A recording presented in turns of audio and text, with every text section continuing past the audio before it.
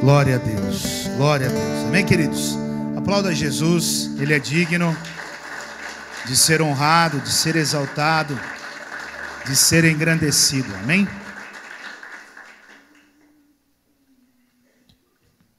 Glória a Deus. Antes de você se assentar, para nós podermos ler a palavra, eu gostaria que você que trouxe a tua Bíblia, convidar você a abrir a tua Bíblia lá em Filipenses, capítulo 2, versículo 1 até o 8, amém? Uma boa noite para todos, a graça e a paz esteja sobre todos, sobre vocês que estão em casa nos assistindo também, que a graça e a paz do Senhor inunde o teu lar, a presença de Deus entre pelas portas da tua casa e habite ricamente aí dentro do teu lar, amém? Filipenses capítulo 2, versículo 1 até o 8, ele diz assim, ó: se por estarmos em Cristo, nós temos alguma motivação, alguma exortação de amor, alguma comunhão no Espírito, alguma profunda afeição e compaixão, completem a minha alegria, tendo o mesmo modo de pensar, o mesmo amor, um só Espírito e uma só atitude. Nada façam por ambição egoísta ou por vaidade, mas humildemente considerem os outros superiores a si mesmos.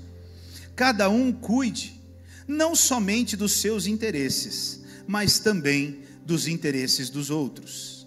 Seja a atitude de vocês a mesma de Cristo Jesus, que, embora sendo Deus, não considerou que o ser igual a Deus era algo a que devia apegar-se, mas esvaziou-se a si mesmo, vindo a ser servo, tornando-se semelhante aos homens, e, sendo encontrado em forma humana, humilhou-se a si mesmo, e foi obediente até a morte, e morte de cruz. Até aqui, amém?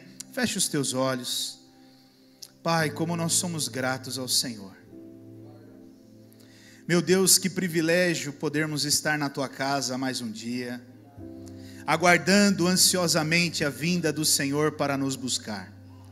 Senhor, como é bom poder exaltar e engrandecer o Teu nome, como é bom declarar que amamos o Senhor, que o Senhor é bem-vindo nas nossas vidas, e nós declaramos nesta noite: Tu és muito bem-vindo aqui, Senhor. A Tua presença aqui para nós é tudo, Pai. E eu creio, Senhor, que o Senhor já está passeando em nosso meio, o Senhor já está nos tocando, o Senhor já está nos curando, nos tratando, nos avivando, o Senhor já está tirando coisas Tuas de nós e colocando em nós coisas que são, tirando coisas nossas de nós e colocando coisas que são Tuas em nós, Pai. Eu creio, Deus, que grandes coisas o Senhor tem para fazer nessa noite. Por isso eu peço ao Senhor que nada venha atrapalhar o trabalhar do Senhor neste lugar. Eu oro, Deus, para que toda preocupação, todo cansaço, toda perturbação, desânimo, distração caia por terra, em nome de Jesus. Eu oro para que a palavra do Senhor, ela tenha o poder e a liberdade de estar sobre este lugar e penetrar em cada mente e em cada coração, Senhor. E ela venha produzir mudanças e transformações, Pai. Eu oro, meu Deus, para que o Teu Espírito, de uma maneira muito íntima e muito particular, possa falar conosco à medida que for sendo anunciada a Tua palavra. E aquilo que Ele testificar em nosso coração, crave na tábua do nosso coração, a ponto de nunca mais sair dali, Senhor. Eu estou à Sua disposição, Pai. E toda a honra e toda a glória pertencem ao Senhor. Eu me declaro como um ramo, eu me declaro como um barro nesse altar. E sem o Senhor eu nada posso fazer. A palavra que será ministrada hoje, ela é Tua. A capacidade vem do Senhor. E é para o Senhor e através do Senhor. Então, Deus, não há homem aqui algum capaz, mas há um Deus capaz aqui. E eu creio nesse Deus. E eu creio que nessa noite, grandes coisas Ele quer fazer. Usa quem o Senhor quiser e da maneira que o Senhor quiser. Eu me disponho nas Tuas mãos, para cumprir o propósito do Senhor nessa noite. Espírito Santo, não saia do meu lado, por favor. Esteja comigo aqui em todo o tempo. Segure na minha mão, levando embora toda a insegurança e toda a preocupação e me ajudando a colocar para fora cada detalhe de tudo que o Senhor me entregou da palavra do Senhor.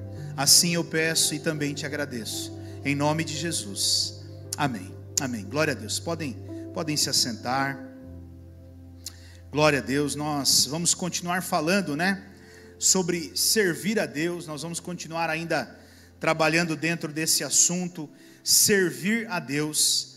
E hoje eu quero falar, sobre me esvaziar. Eu quero entrar exatamente nesse servir a Deus, mas eu quero trazer a ênfase para esse tema, me esvaziar, usando exatamente o versículo 7 de Filipenses 2, que ele deixa muito claro isso ali, ele fala assim, mas esvaziou-se a si mesmo, vindo a ser servo, tornando-se semelhante aos homens. Irmãos, eu acredito, de verdade, de coração, que a verdadeira conversão, a profunda conversão de um cristão, ela precisa passar por este se esvaziar, ou me esvaziar. Uma verdadeira conversão, escute bem, uma verdadeira conversão ao cristianismo, a Cristo, a Jesus Cristo de fato, tem que passar por esse lugar de me esvaziar. É necessário que eu me esvazie para que haja uma verdadeira e profunda conversão em minha vida, E por que eu estou dizendo isso para você? Pelas palavras que o apóstolo Paulo, ele declara aí em Filipenses no capítulo 3, um capítulo adiante, ele declara algumas palavras que fica claro para nós, o quanto é importante esse esvaziar-se, Vamos lá para Filipenses agora, capítulo 3, versículo 4 até o 9, Filipenses 3, do 4 até o 9, ele fala assim, embora eu mesmo, Paulo, tivesse razões para ter tal confiança, se alguém pensa que tem razões para confiar na carne, eu ainda mais. Aí ele vem e fala, circuncidado no 8º dia de vida, pertencente ao povo de Israel, à tribo de Benjamim, verdadeiro hebreu, quanto à lei, fariseu, quanto ao zelo a essa lei, perseguidor da igreja, quanto à justiça que há na lei, irrepreensível. Veja, aqui esse homem, ele tinha dentro dele muitos valores, haviam muitas coisas dentro do coração desse homem. Ele tinha muitos princípios, porque havia ali uma estruturação de uma própria criação na vida dele. Ele vinha de uma geração, de uma tribo que implantou dentro dele tudo isso que ele vem relatando aqui. Então ele está dizendo, se eu tinha que me apegar a isso, se alguém tem que se apegar a isso, eu muito mais. Agora, olha que interessante, no versículo 7, ele diz assim, mas o que para mim era lucro, passei a considerar perda, por causa de Cristo. Mais do que isso, muito mais do que isso, eu considero tudo como perda, comparado com a suprema grandeza do conhecimento de Cristo Jesus, meu Senhor, por cuja causa perdi todas as coisas, e eu, Paulo, as considero como esterco para poder ganhar a Cristo e ser encontrado nele, não tendo a minha própria justiça, que procede da lei, mas a que vem mediante a fé em Cristo, a justiça que procede de Deus e se baseia na fé. Veja, esse homem, quem está relatando essas palavras aqui em Filipenses, era alguém que trazia com ele valores e princípios. Aliás, ele era cheio desses valores e princípios. Ele carregava profundamente esses valores e princípios. No entanto, que esse homem que está dizendo essas palavras, ele era um perseguidor de cristão. Ele era alguém que perseguia os cristãos, segundo aquilo que ele aprendeu, segundo os valores que ele tinha. Mas esse homem, ele teve um encontro com Jesus, ele passou por uma conversão. E essa conversão, escute querido, conversão é mudança de direção. Quem está se convertendo, está mudando de direção. Não existe meia conversão. Não existe, a conversão é uma mudança de rota na minha vida. Eu estava indo para um caminho, eu converto, e aí eu volto para esse caminho. Isso é conversão. E esse homem, ele deixa de perseguir cristão, para se tornar um cristão. Aquele que perseguia cristão para matar, ele hoje passa a se tornar um deles, para ganhar vidas para o Senhor. Mas para isso, querido, acontecer na vida desse homem, ele deixa claro que ele precisou se esvaziar de tudo aquilo que ele tinha dentro dele. Escute, meu irmão, é necessário na vida de um cristão esse esvaziamento interior. É necessário. Nós precisamos entender isso. Se nós queremos servir a Deus, nós precisamos nos esvaziar. Nós temos que trabalhar em função desse esvaziar. Esse texto que nós acabamos de ler de Filipenses 2, tem muita coisa, e eu quero tratar ainda ao longo desse período sobre elas, mas, como eu disse nessa noite, o meu foco está no esvaziar-se, e eu quero trabalhar um pouquinho em cima desse esvaziar-se. E para começar, eu preciso destacar uma coisa para você, muito importante, e eu preciso que você saia daqui nessa noite entendendo isso, e isso tem que ficar muito claro para você. Essa palavra esvaziar-se, no grego, ela tem um significado, e o significado dela é kenosis. Kenosis. E o que esse kenosis significa? Significa esvaziar-se, escute bem, esvaziar-se ou aniquilar-se, ou destruir-se, ou se autodestruir, ou me colocar na condição de nada, de ninguém, de coisa alguma, de valor algum. E eu e você temos que entender, porque esse conceito do kenosis é um conceito que precede o servir. Ou seja, entenda bem, esvaziar-se precisa vir antes do servir. Se você não se esvaziar, você não consegue servir a Deus. É por isso que, se nós voltarmos lá em Filipenses 2:7, volta para nós, Silvana, por favor, em Filipenses no 2:7. No 2. Isso. Olha lá. Entenda bem, não é por acaso que aquilo está escrito daquela forma.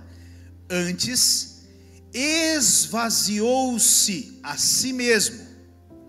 Depois que ele esvaziou-se a si mesmo, ele assumiu a forma de servo.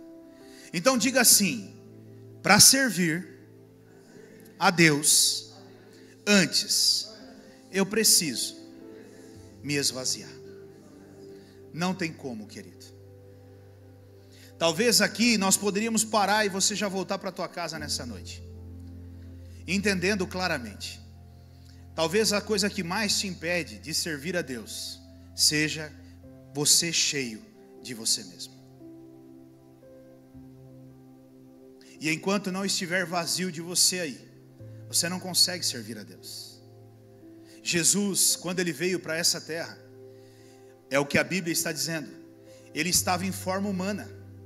E na forma humana não tem jeito, todos nós carregamos como homens e mulheres desejos dentro de nós. E Jesus, para ele viver o plano e o propósito que Deus tinha para a vida dele, não tinha outra maneira que não fosse se esvaziar. Para chegar na cruz, para passar pela cruz, ele precisava se esvaziar, para poder se tornar um servo. Veja, querido, um rei, o Deus Todo-Poderoso, o Verbo se fez carne e habitou entre nós, e na forma humana, ele não só habitou, mas além de habitar, ele se humilhou. Ele decidiu se humilhar. E como se humilhar? Como alguém se humilha se está cheio de si? Como é possível alguém se dobrar a alguém quando ele é cheio de si? Mas Jesus, o Rei dos Reis e Senhor dos Senhores, o Deus Todo-Poderoso, o Alfa e o Ômega, a luz do mundo, o Príncipe da Paz, a raiz de Davi, o Verbo vivo que desceu do céu, o pão da vida, o leão da tribo de Judá, ele passa a mão em uma bacia, enche ela de água e começa a lavar os pés de homens comuns, que aos olhos humanos eram inferiores a ele. E o que levou esse homem a fazer isso? Como alguém que é um rei, abre mão da sua glória e se humilha a ponto de lavar os pés daqueles que iriam o trair, porque eles iriam o trair. E ele sabia que eles iriam trair ele, a cada um deles. Imagine você, ele lavando os pés de Judas, e ali dentro do coração dele, ele pensando: Judas, o que você vai fazer, Judas? Daqui a pouco, cara, você vai me vender por algumas moedas, Judas. Pedro, você está dizendo aí para eu lavar você inteiro, Pedro. Você está dizendo aí para eu lavar você de ponta cabeça, virar no avesso, e você vai me negar e vai sair correndo, Pedro. Meu Deus, imagine isso, querido. Isso vem através de uma coisa: nos esvaziar, me esvaziar. E enquanto nós não entendermos isso, nós não vamos conseguir servir. Nós vamos servir, mas talvez nós vamos servir com a motivação errada. Talvez nós vamos servir até um certo ponto, até onde a minha carne suportar. E a nossa carne, ela tem limite. Toda carne tem limite. Escute, toda carne tem limite. Você pode até achar que não, mas ela tem. Basta alguns pisões aí, basta algumas coisas aí, e a sua carne já se encontrou no limite, a ponto de você dizer: ó, eu estou parando, e eu estou abandonando esse ministério, eu estou abandonando essa igreja, enfim, eu estou deixando tudo. Acredite, querido. É por isso que é necessário você entender a importância desse me esvaziar. Pastor, mas me esvaziar do quê? Do que eu tenho que me esvaziar, pastor? Me ajude a entender isso. Eu separei aqui pelo menos 3 coisas que eu vejo como de extrema importância, que eu e você precisamos nos esvaziar. Eu poderia falar de inúmeras coisas, mas eu vejo que essas 3, orando a Deus, meditando um pouco mais, estudando um pouco mais, eu vejo que essas 3 são as mais importantes que eu e você temos que nos esvaziar. Amém? A primeira delas, o orgulho. Diga orgulho. Vamos ver o que a Bíblia nos ensina em Romanos, capítulo 12, versículo 16. Vamos ver lá o que ela nos ensina lá. Romanos 12, 16. Ela diz assim, ó: tenham, é comigo e com você, tá? O tenham aqui é para mim e para você, para nós. Tenham uma mesma atitude, uns para com os outros, não sejam orgulhosos, mas estejam dispostos a associar-se a pessoas de posição inferior. Não sejam sábios aos seus próprios olhos. Querido, a base do evangelho é servir. A base do cristianismo é servir. Não existe outra base no evangelho ou no cristianismo que não seja servir. Só que o servir, aos olhos desse mundo que eu e você vivemos aqui, plano terreno, no plano terreno, servir no plano terreno tem a ver com humilhação. Você pode prestar atenção, se você vai numa grande empresa, muito bem estruturada, o mais importante não é aquele que está varrendo o chão na hora que você está entrando na portaria.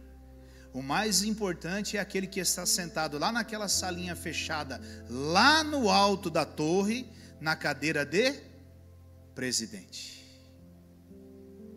Então, aquele que varre o chão, ele não tem importância nenhuma. O que faz o cafezinho também não, mas o presidente tem. Nesse mundo em que eu e você vivemos, ele é regido dessa forma. Ele é trabalhado dessa forma. Bilionários. E eram pessoas extremamente acessíveis que andavam no meio da fábrica, e eu duvido que você a destacasse ali como dono daquela empresa. Aliás, ele nem gostava de ser reconhecido como dono de alguma coisa. Mas isso é uma exceção no mundo em que nós vivemos, porque nas vias de regra, aqui é assim: o maior é o poderoso, ele detém o poder. Agora, se servir é se humilhar aos olhos do homem, e houver no meu e no seu coração o orgulho, como nós podemos servir? Querido, servir é promover pessoas. Escute, o evangelho de Jesus Cristo, ele é para promover pessoas. Jesus veio a esse mundo para promover pessoas, para levantar pessoas, para fazer com que pessoas cresçam e se desenvolvam. Esse é o evangelho genuíno de Cristo. O problema, meu irmão, é que nós não queremos promover ninguém, nós queremos sermos promovidos. Quem é que quer trabalhar para levantar alguém? Não, eu quero ser eu levantado, eu quero ser eu reconhecido, eu quero eu os louros e não dar os louros para o outro. Não, é eu que quero para mim, é eu que preciso para mim. E eu não estou falando, escute bem, eu não estou falando só dentro de um âmbito espiritual, eclesiástico, como igreja. Eu estou falando em qualquer lugar. Um cristão genuíno, vazio de si mesmo, é alguém que promove pessoas aonde ele está, que desenvolve pessoas aonde ele está, por onde ele passa, ele desenvolve pessoas. Mas a pergunta é: como você vai conseguir fazer isso? Como você vai conseguir servir ao próximo? Como você vai conseguir promover pessoas, se no seu coração você acha que você é melhor do que os outros, e você deveria ser servido? Como? E sabe, meu irmão, eu e você, não adianta nós ficarmos dizendo que não, não, pastor, e não sei o que. Não. Quando você julga alguém, automaticamente você já está se promovendo acima daquela pessoa, porque para julgar o outro, eu tenho que ser melhor do que ele.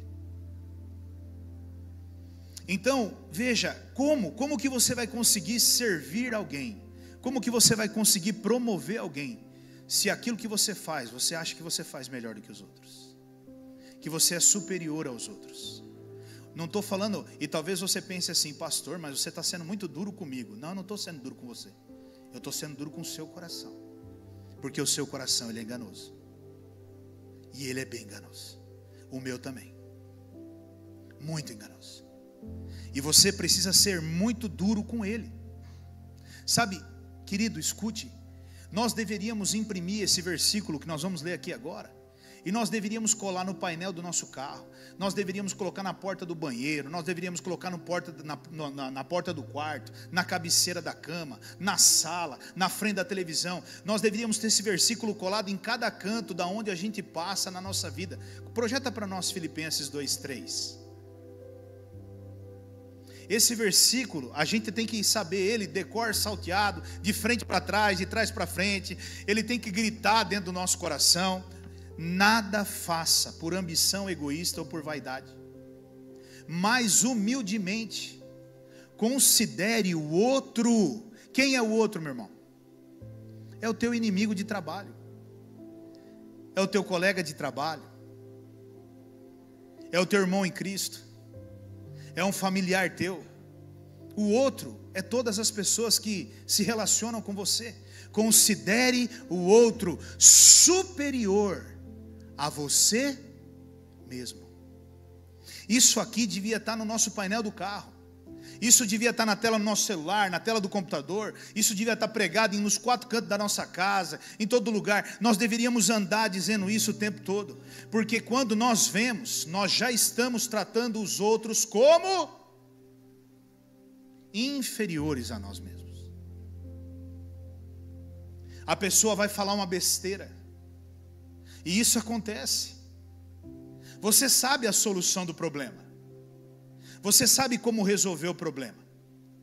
E aí a pessoa vai e fala assim: mas e se a gente fizesse?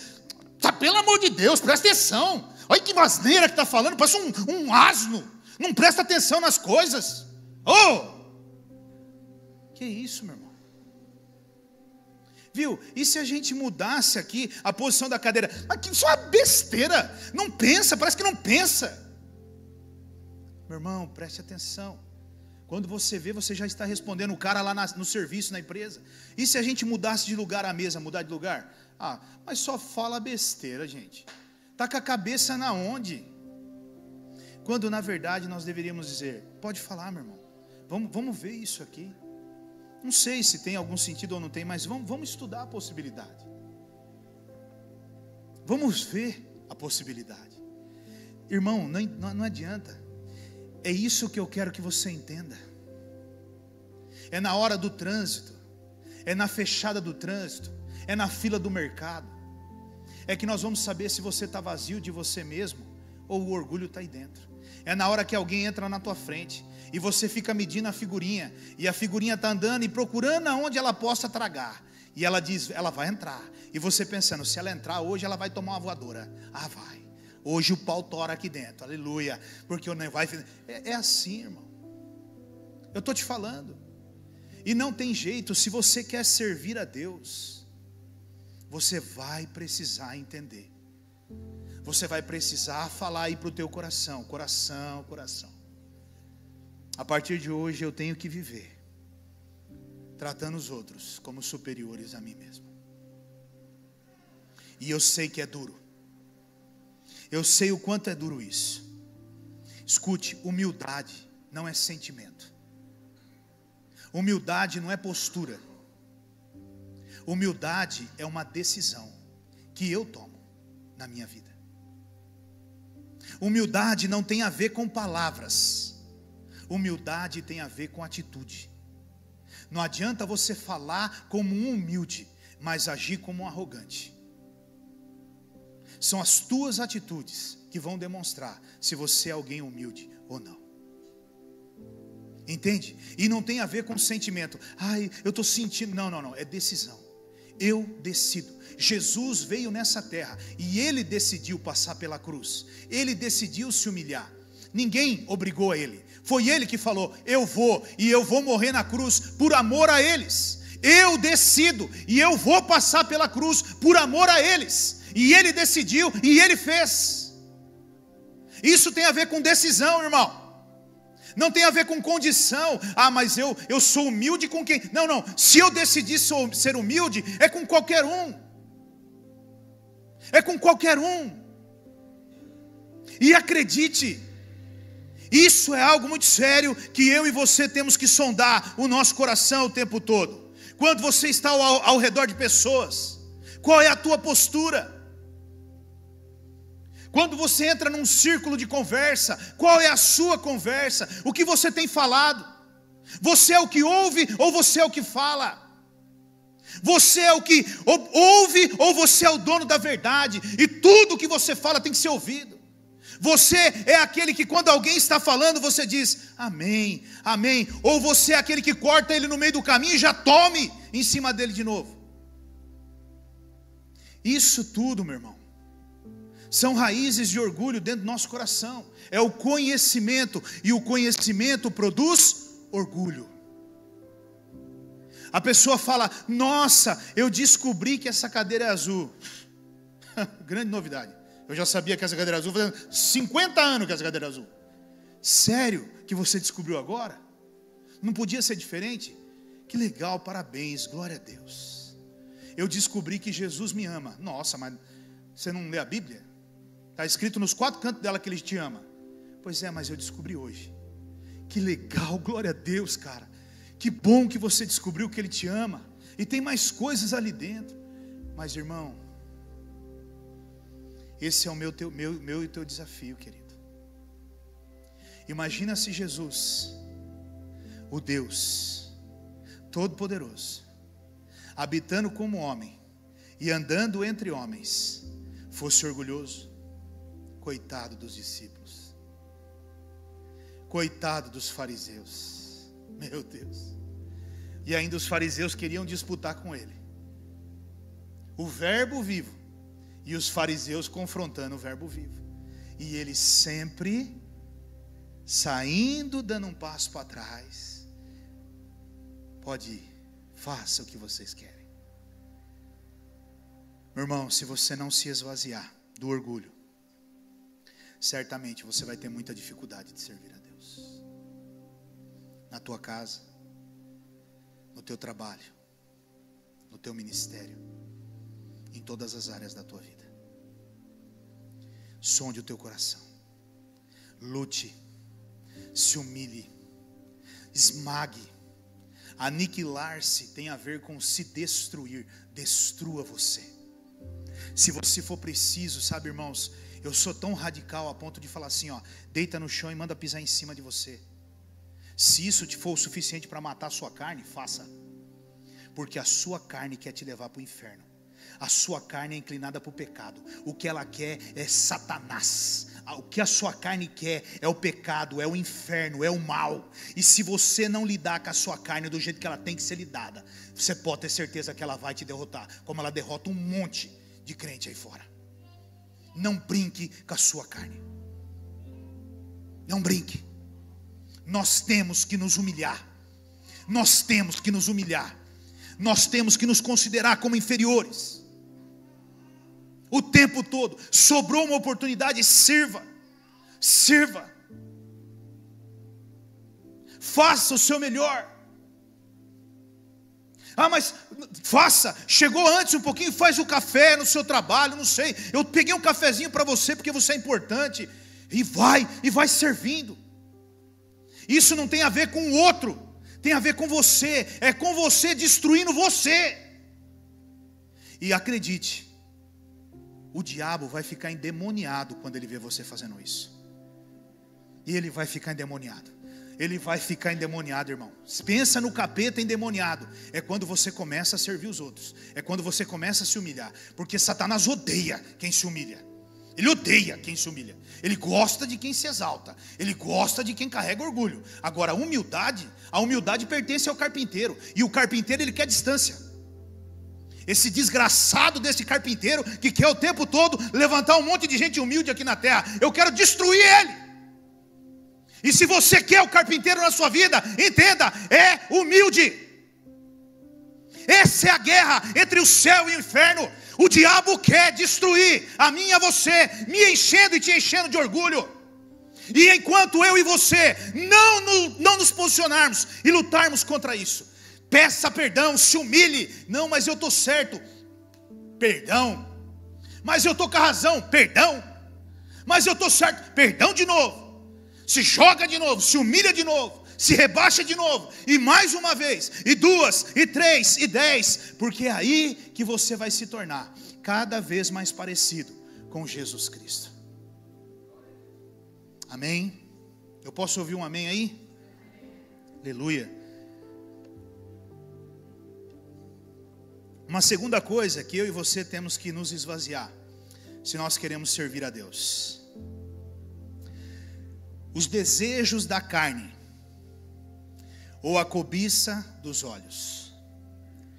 Você e eu, se nós queremos servir a Deus, nós precisamos nos esvaziar dos desejos da nossa carne, ou da cobiça dos nossos olhos. Vamos ver o que a palavra de Deus nos instrui lá em Tiago, capítulo 4, versículo 1 até o 3. Olha lá. De onde vêm as guerras e contendas que há entre vocês? Não vêm das paixões que guerreiam dentro de vocês? Vocês cobiçam coisas e não as têm, matam e invejam, mas não conseguem obter o que desejam. Vocês vivem a lutar e a fazer guerras. Não têm porque não pedem, e quando pedem não recebem, pois pedem por motivos errados, para gastar em seus prazeres. Esse sou eu, esse é você, meu irmão. É dessa matéria que eu e você somos feitos. A minha carne e a sua carne é cheia de desejos. A minha vida e os meus olhos e os seus olhos estão cobiçando um monte de coisa. Se eu perguntar para você hoje, o que foi que você cobiçou? Um monte de coisa. Um monte de coisa. Nós temos esse hábito de cobiçar, de desejar, de querer. E querido, escute bem, não adianta você ficar se enganando. Ai pastor, mas eu não tenho essa cobiça toda. Tem. Todos nós queremos. Nunca nós estamos satisfeitos com aquilo que nós temos. Nós sempre queremos mais. Nós não estamos satisfeitos com a nossa casa, nós não estamos satisfeitos com o nosso carro, nós não estamos satisfeitos com a nossa família, nós não estamos satisfeitos com o nosso filho, com a nossa filha, com a nossa mulher, com o nosso marido, com o nosso emprego, com o nosso salário. Nós não estamos satisfeitos com a nossa igreja, nós não estamos satisfeitos com o nosso país, com o governante, nós não estamos satisfeitos com nada. E acredite, nada vai te satisfazer, mesmo que você morasse no melhor lugar do mundo, não vai, porque sempre vai haver algo que vai te faltar. E eu quero dizer para você nessa noite, enquanto você não se esvaziar desses desejos que tomam conta do teu coração, você não vai conseguir servir a Deus.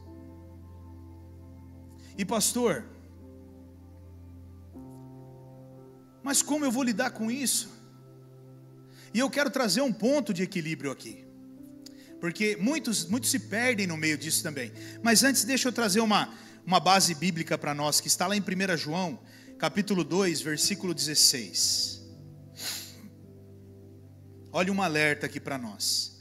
Pois tudo o que há no mundo, a cobiça da carne, a cobiça dos olhos e a ostentação dos bens, não provém do Pai, mas do mundo.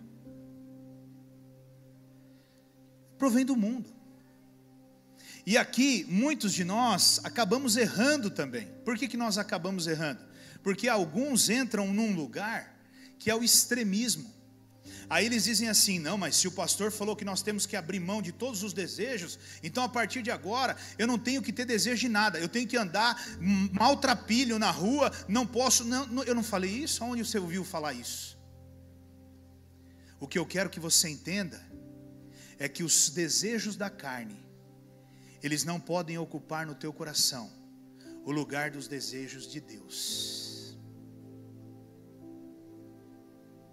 Você precisa sim sonhar com uma casa, você precisa sim sonhar com um carro melhor, você precisa sim almejar ter uma condição financeira melhor, Você precisa sonhar em viajar, você precisa sonhar em ter uma vida boa, você precisa sim, você precisa realmente sonhar com essas coisas.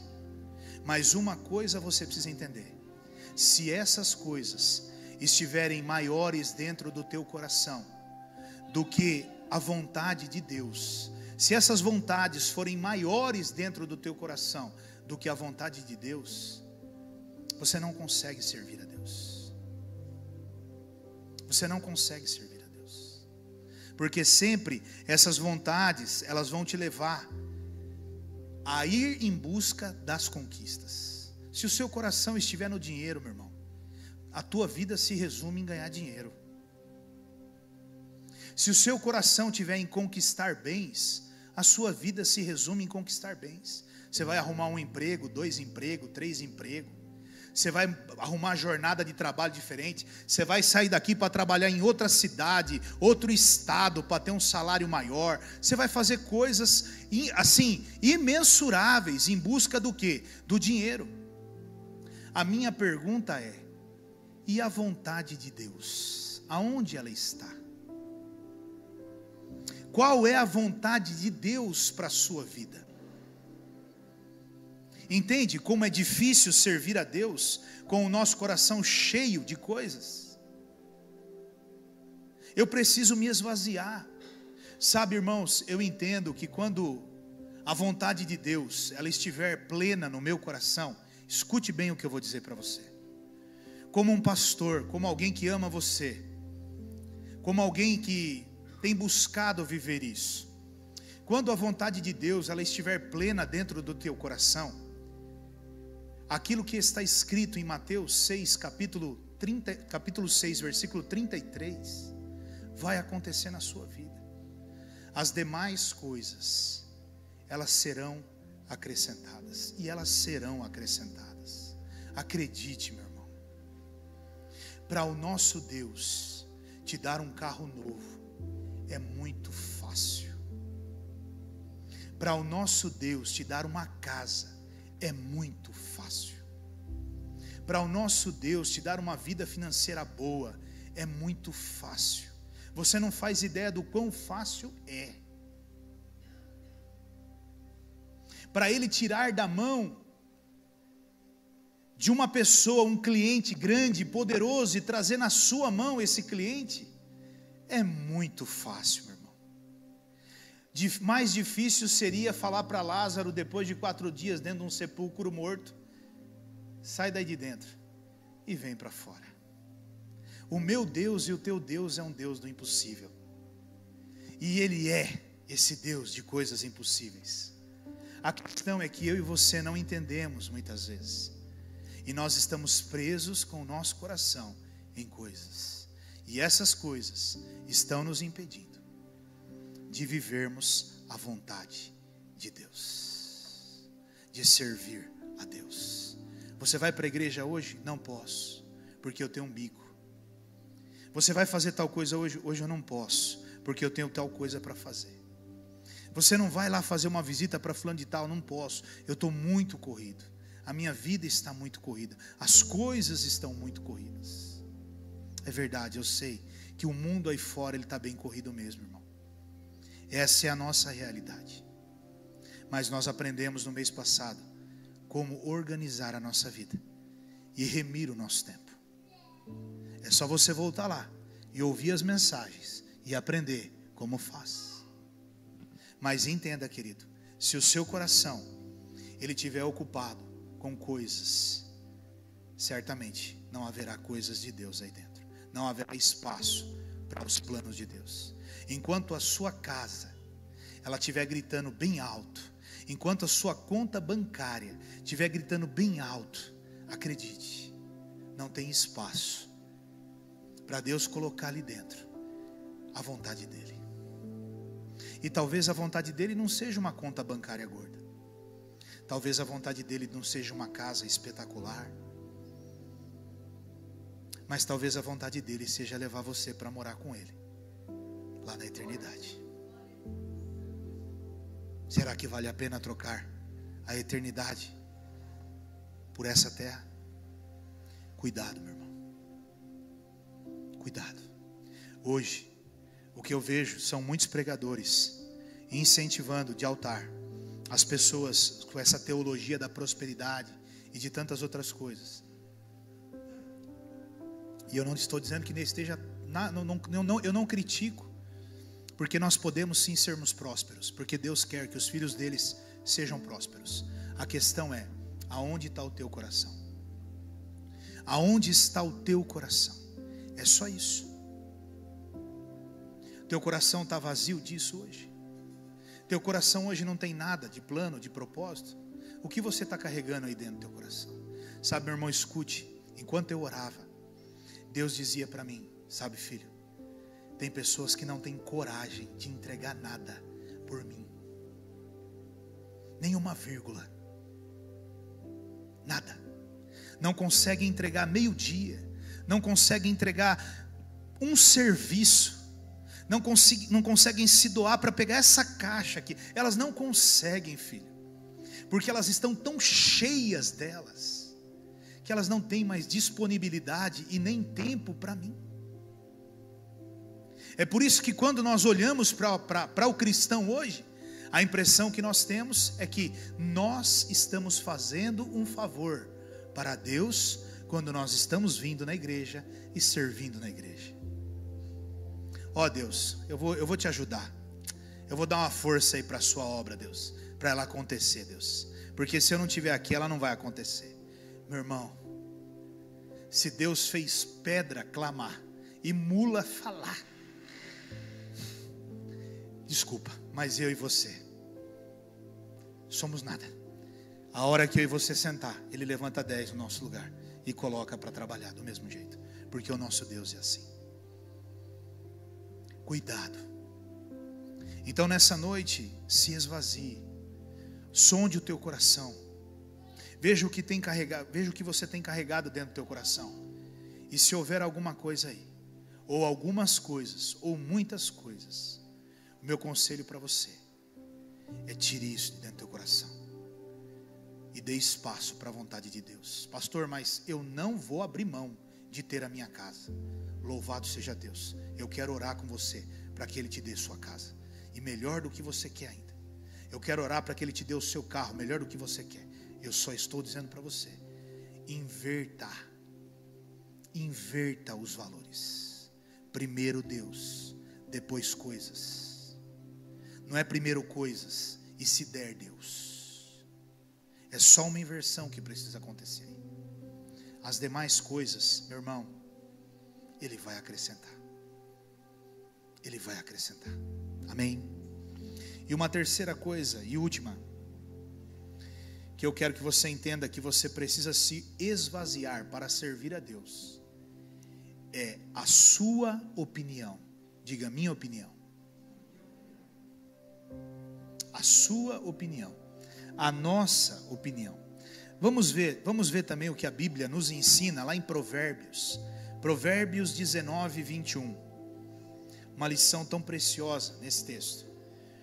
Ele diz assim, ó: muitos são os planos no coração do homem, mas o que prevalece é o propósito do Senhor.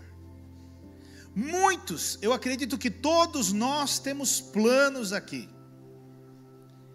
Porém, o que a Bíblia está dizendo é que pode haver muitos planos no meu e no seu coração, mas o plano que vai prevalecer, o propósito que vai prevalecer, não é o meu e o seu, é do, e ele escreve lá com a letra maiúscula ainda, Senhor, para que eu e você possamos entender que é Deus mesmo. E o que eu quero dizer para você? Para servir a Deus, escute bem, para servir a Deus não existe a minha opinião. Para servir a Deus existe a opinião de Deus. Para servir a Deus só há uma opinião, é a de Deus, e é ela que tem que prevalecer, e ponto. Não pode haver a minha opinião, tem que haver a opinião de Deus. E mesmo que isso cause para mim e para você dor e sofrimento, acredite, você vai sofrer e muito, mas é a vontade de Deus que vai prevalecer na sua vida. Enquanto eu e a Rose estávamos passando pelo deserto, eu imagino que Deus chorava o meu choro ali dentro daquele quarto. Deus chorava comigo ali naquele quarto, e Deus falava: filho, eu estou sentindo a sua dor, mas o meu propósito tem que prevalecer na sua vida, e você vai sangrar ainda, se você não se dobrar, se a sua vontade, a sua opinião continuar, eu vou quebrar você no meio, eu vou arrebentar com tudo. Você não muda a sua opinião, é a sua opinião, e era a minha opinião, e Deus chorando ali, eu imagino, e Ele dizendo: eu vou quebrar, e Ele quebrou, irmão, Ele arrebentou com tudo, e eu o louvo, e eu o bendigo, e eu o agradeço por ter feito o que Ele fez, porque se Ele não tivesse feito, eu não estaria vivendo o que eu estou vivendo hoje, eu não estaria testemunhando das coisas que eu vi Ele fazer com as mãos dEle, na minha vida e na minha família. Mas entenda, meu irmão, é a opinião dEle que vai prevalecer, e essa é a grande dificuldade da maioria dos cristãos, porque nós não queremos a opinião de Deus, nós queremos a nossa. Mas quem dirige as coisas de Deus é Deus, é Ele quem escolhe. Sabe, olha, eu vou dizer uma coisa para você, nós ainda não nos acostumamos com Deus, e nós já deveríamos, com a nossa caminhada, né? Muitos de nós, com anos e anos com Deus, nós ainda não aprendemos. Se cada um de nós aqui ficasse por 12 horas orando, e depois de 12 horas descêssemos para escolher os discípulos, eu duvido que aqui dentro, ou quem está me ouvindo, ou lá fora, escolheria os homens que Jesus escolheu. Eu duvido. Poderia por coincidência surgir um ou outro no meio, mas dos 12, 11, cada um aqui escolheria diferente. Só que nós não entendemos isso ainda. Nós não entendemos que Jesus, Ele anda na contramão do mundo. Jesus não escolhe as coisas sábias desse mundo, Ele escolhe as loucas, que é para confundir as sábias. Jesus escolhe a vergonha, a escória desse mundo, para que a glória dele seja revelada através da vergonha e da escória desse mundo. E eu e você ainda não entendemos isso. E tem horas que Jesus fala para mim e para você: não é assim que eu quero que seja feito. Mas a minha e a sua opinião não cai, irmão. E aqui vai ser o maior desafio de um cristão. Por que é o maior desafio de um cristão? Porque vai haver momentos em que você vai se sentir sozinho com as suas decisões. Pessoas vão vir e vão criticar. Pessoas vão vir e vão falar para você. Elas vão dizer: mas por que você não faz dessa forma? Coisa óbvia, tão simples. Por que você não faz dessa maneira? Por que você não muda isso? Por que você não muda aquilo? A pergunta é você quem muda? Ou é Deus quem muda? E talvez você pense assim: mas pastor, como assim? Não, eu estou falando na sua vida. Eu estou falando no seu casamento, eu estou falando no seu trabalho, eu estou falando em todas as áreas da sua vida. Não pode haver a sua opinião, tem que haver a opinião de Deus. Você precisa se esvaziar da sua opinião, porque a sua opinião é tendenciosa, a sua opinião é enganosa, a sua opinião é assim. Nós homens somos assim, nós fazemos aqui pensando lá na frente, eu vou ajudar aqui, porque lá na frente fulano vai me ajudar. É mais ou menos assim que funciona a mente do ser humano. Eu ajudo aqui, mas eu recebo aqui de volta. Eu dou um tapinha aqui, mas é já que eu recebo aqui. A minha pergunta é: qual é a vontade de Deus? Quantos de nós estamos cheios de vontade, de opinião dentro de nós, a começar por pessoas, a começar por irmãos, por pessoas no trabalho, por uma série de questões, Qual é a vontade de Deus? Qual é a vontade de Deus? Nós tem um senhor que faz academia conosco lá, e nós nos cumprimentamos e tudo mais, né? E aí ontem o José falou para mim assim, e ele carrega um guia, né? Ele tem uma guia no pescoço, eu não sei muito bem do que se trata, sempre o tratei bem, sempre o cumprimentei, né? Mas ontem o José falou algo interessante. O José falou: o que você pretende fazer? Ele chama Analdo, não é Arnaldo, é Analdo, né? Aí ele falou assim: o que você pretende fazer com o seu Analdo? Eu falei: eu não pretendo fazer nada com o seu Analdo, mas eu creio que Deus pretende, e Ele está trabalhando, José, e logo logo nós vamos ver o que vai acontecer, e está tudo bem, vamos embora. E hoje nós fomos para a academia, e nós entramos. Ele tinha perdido a carteira dele ontem. Eu cheguei e falei para ele: o senhor achou a carteira?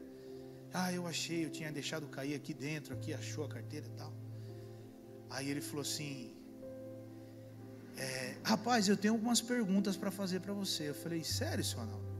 Mas o que é? Ele falou assim: eu queria entender algumas coisas sobre oração. Eu falei: é? Interessante. Eu falei: mas nós precisamos de mais tempo para conversar sobre isso. Ele falou: você é pastor, né?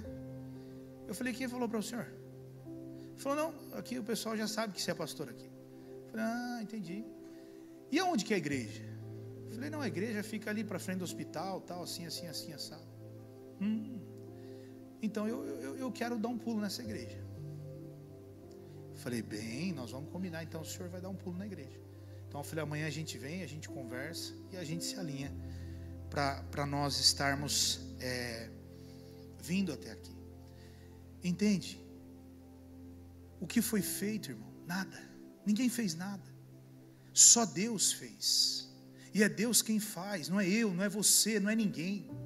É Deus. Talvez se eu já chegasse confrontando, se eu já chegasse perguntando, já vão botar a mão na cabeça desse senhor aí, já vão começar a orar e vão repreender esse demônio, porque deve ter alguma coisa com macumbaria, e nós já vamos resolver, já vamos libertar essa alma. Não. Negativo. Irmãos, qual é a vontade do Senhor? Que opinião você tem hoje? Que opinião você tem hoje sobre sua mulher? Que opinião você tem hoje sobre seu marido? Que opinião hoje você tem sobre seus filhos, sobre seus irmãos na igreja, sobre o teu pastor, sobre o teu ministério, sobre os seus irmãos de ministério? Olha que interessante esse versículo, e olha quão profundo é esse versículo para mim e para você. Mateus 26, 39. Indo um pouco mais adiante, prostrou-se com o rosto em terra e orou: meu Pai, se for possível, afasta de mim esse cálice, contudo, não seja como eu,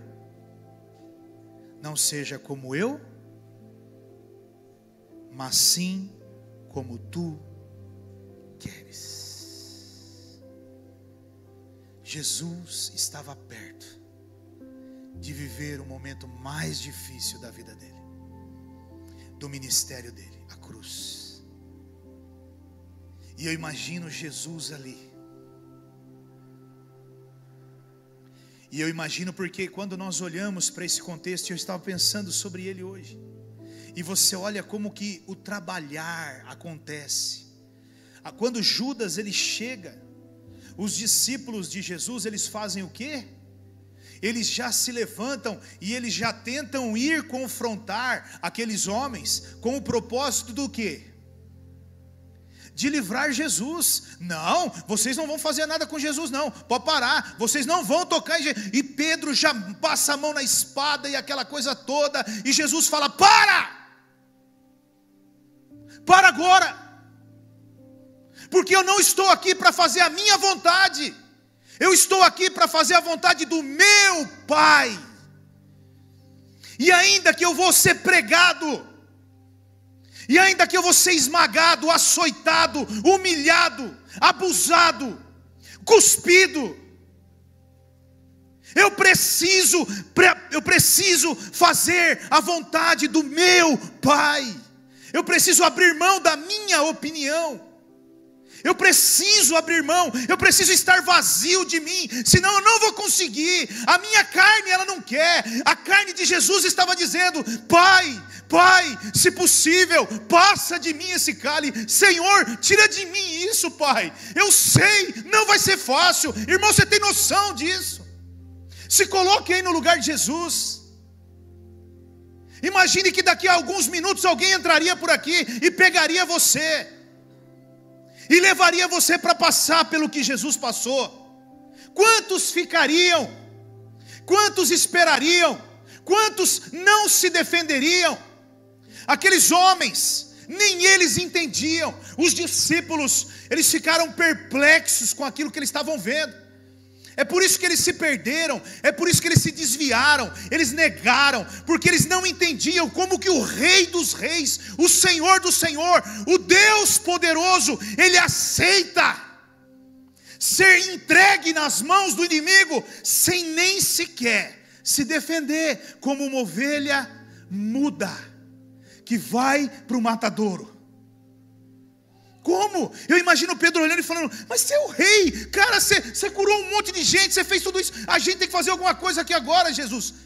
Não, eu só fiz a vontade do meu Pai. Naquele dia era para curar Bartimeu, no outro dia era para estar na casa de um, na outra para estar na casa de Zaqueu, no outro dia era para curar a mulher do fluxo de sangue, no outro dia era para ressuscitar Lázaro. Mas hoje é para eu passar pela cruz. Meu irmão, se você não entender isso, você não consegue servir a Deus, porque a sua opinião sempre vai prevalecer. E a minha pergunta para você nessa noite é: que opinião está dentro do teu coração aí? A sua ou a de Deus? A sua ou a de Deus? Eu vou largar tudo, pastor. Eu vou embora. Eu vou meter o pé em tudo. Será que isso é a vontade de Deus? Será que essa é a opinião de Deus? Eu cansei, pastor. Chega. Para mim já deu. Será que essa é a opinião de Deus? Ou é a sua opinião? Meu irmão, não há outro caminho, se não for nos esvaziar plenamente. Só é possível servir a Deus se nós nos esvaziarmos plenamente. Escute o que eu estou dizendo. Só é possível, só será possível você servir a Deus se você se esvaziar plenamente. Plenamente do orgulho, de alguém que pode pisar, de alguém que as vontades já não existem mais, mas são as vontades do Senhor que estão à frente da vida dele. Alguém que não tem essa ousadia de todos os dias dizer, como Tiago mesmo diz na palavra: eu vou para lá, eu vou fazer isso, eu vou fazer aquilo, eu vou fazer mais isso, eu vou fazer aquilo. E o próprio Tiago, ali em Tiago, ele diz: quem é o homem, senão uma neblina, que hoje aparece e amanhã nem aqui mais está? Que arrogância é essa? Quem nós pensamos que somos? quando na verdade nós deveríamos estar preocupados com a vontade do Senhor. A minha vontade está alinhada com a vontade do Senhor. Ontem eu fui fazer uma visita, e aí nessa visita que eu fui fazer, eles têm um plano, né, de voltarem para a terra natal deles, para o interior, né? Uma terra muito mais tranquila, uma cidade muito mais simples, mais tranquila. E aí eles estavam me falando, né? Então, pastor, nós estamos com vontade e tal. E eu pensando comigo, né? Meu Deus, que tremendo. Eu falei para eles, olha, eu confesso a vocês de coração que eu também tenho um desejo muito grande de um dia ir morar numa cidade de 50 habitantes, talvez 100 habitantes, sabe? Né? Eu tenho esse sonho no meu coração mesmo assim, poder ficar bem longe, bem sossegadinho, no meio do mato. Eu não gosto muito de bicho, com esse negócio carroso com os bichos aí vai ser terrível, né? Mas enfim, mas é algo que eu falei, mas aí eu falei para ele, mas meu irmão, eu não posso dizer nada disso, porque eu preciso esperar a vontade do Senhor. Se eu sair daqui hoje e catar o carro e catar minha família e ir para um outro lugar, Deus dá um terremoto lá e manda eu trazer, manda eu voltar para casa. Eu falei, então é melhor eu ficar aqui. Os seus planos, eles precisam estar alinhados com o coração de Deus. Eles precisam estar alinhados com o coração de Deus. Meu irmão, entenda, muitos são os planos do coração do homem, mas o que prevalece são o propósito do Senhor.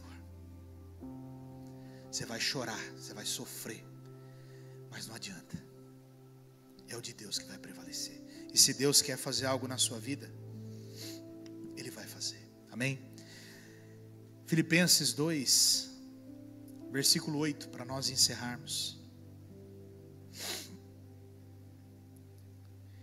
E sendo encontrado em forma humana, humilhou-se a si mesmo e foi obediente, e não só obediente, mas obediente até a morte, e a morte de cruz.